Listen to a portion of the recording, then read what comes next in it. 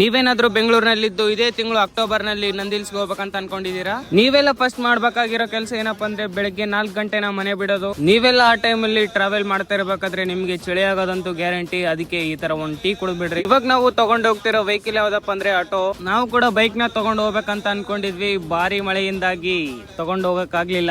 ನಾವ್ ಅನ್ಕೊಂಡಿದ್ವಿ ನಾವೇ ಬೇಗ ಹೋಗ್ತಾ ಇದೀವಿ ಅಂತ. ಅಲ್ಲಿ ಹೋಗಿ ನೋಡಿದ್ರೆ ಪುಣ್ಯಾತ್ಮರು ಪುಣ್ಯಾತ್ಗಿತ್ತರು ನಮ್ಕಿನ ಬೇಗನೆ ಬಂದಿದ್ರು. ನೀವು ಒಳಗಡೆ ಎಂಟ್ರಿ ಆದ ತಕ್ಷಣ ಟಿಕೆಟ್ ತಗೊಂಡು ಪಾರ್ಕ್ ಮಾಡಿ ಫಸ್ಟ್ ನಾ ವ್ಯೂ ನೋಡಕ್ ಹೋಗ್ರಿ. ಫೋಟೋ ಎಲ್ಲ ಇಳಿಯಕ್ ಹೋಗ್ಬಿಡ್ರಿ. ನಾವ್ ಅದೇ ಮಾಡಿದ್ದು ತಪ್ಪು. ನೀವೇನಾದ್ರೂ ಅಕ್ಟೋಬರ್ ನಲ್ಲಿ ನಂದಿ ಹಿಲ್ಸ್ ಗೆ ಬರ್ಬೇಕಂತ ಅನ್ಕೊಂಡಿದ್ರೆ ಬಂದ್ಬಿಡ್ರಿ ಅಷ್ಟೇ. ನಾವು ನಂದಿ ಹಿಲ್ಸ್ ಅಲ್ಲಿ ಅತಿ ಹೆಚ್ಚಾಗಿ ನೋಡಿದ್ದು ಕಪಲ್ಸ್ ಗಳನ್ನ ಮಾತ್ರ.